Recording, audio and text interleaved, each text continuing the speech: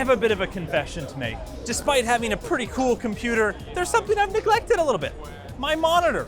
I'm running the same monitor since like 2014, and it's just always been, I don't know, is this really good enough to upgrade? You know, another 100 hertz, another 50 hertz, a couple more pixels. Bah. But seriously, today, I think this has changed.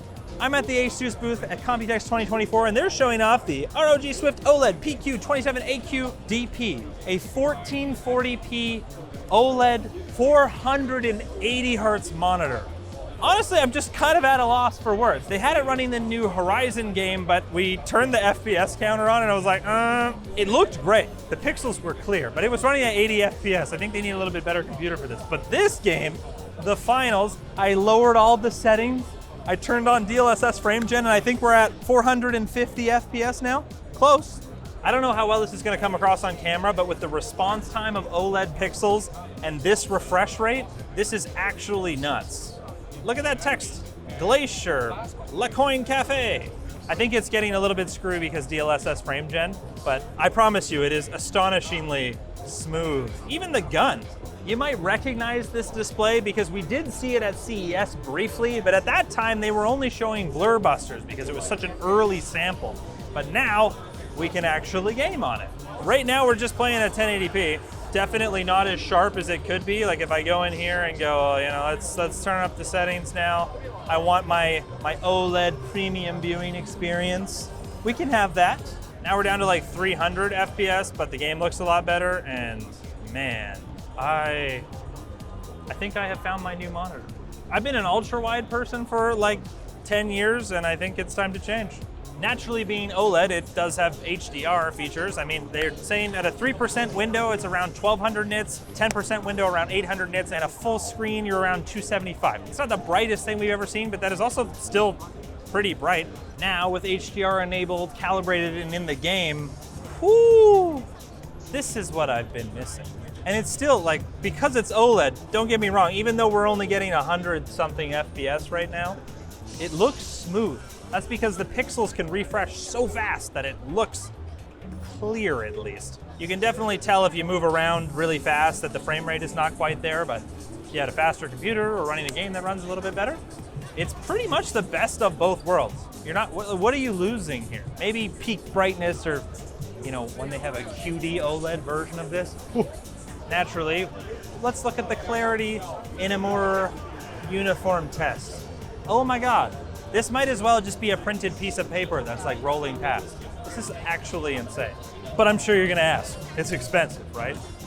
It's definitely not cheap. They are targeting the same as the last generation, around $1,000, and they're looking to release this early Q3, so we're getting very close. But for the amount of display that you're getting for the money, it's not a cheap product, but this ticks practically every box. The only one that I can see left is QD OLED, which I'm sure this time next year, that's probably what we'll be looking at.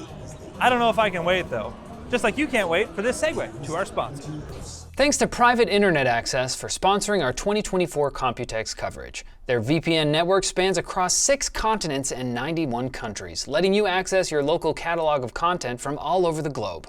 Plus, with a single subscription, you get unlimited connections, making it easy to run PIA on practically any device. We previously partnered with PIA for years, and they just concluded their second security audit, putting further emphasis on your privacy and security. So go check out PIA using our link in the description for a special deal with a risk-free 30-day money-back guarantee. This display has a similar party trick. You can turn an individual pixel off when you want to see black. It's a little bit bigger and a lot brighter. This is a micro LED display, and we've seen these on the channel before, but the big difference here is the size, and it's quite magnificent. I actually saw this display at CES about 6 months ago, and I asked them, like, please let me take the bloody thing apart. I want to see how it works. And they were like, oh, you might break it. But today they've agreed to let us take it apart. Oh, well, that wasn't that hard. I'm trying to figure out how many pixels are on an individual panel. So the pixel pitch, which is the distance between each of these tiny little pixels, which is its own LED, is 0.78 millimeters. We have seen tighter ones, but still very cool. But it's exactly 10 by 10 panels. So if I count this, there's 10, and then this way, twice as wide, 10 this way, 100. That means how many pixels are on this? Let's do the math. 83,000 pixels on this individual panel, 83,000 LEDs. That's a lot of LEDs. As you might have seen already, there is actually 2 individual PCBs. There's just a little tiny gap between them. Naturally, that would create a tiny bit bigger space between the pixels than, say in the middle of one of the PCBs. So they compensate for that by calibrating the display and increasing the brightness along that edge so that that gap kind of disappears. Obviously, if you go really close, you can see it. But at a normal viewing distance, they kind of just fade away. I'm kind of surprised at how simple it is though. It's these 2 connectors and then magnets and pins. It just clicks on. Can I put it on? Woo. Oh, I got a little dirty. Okay, gently, very close, line the sides.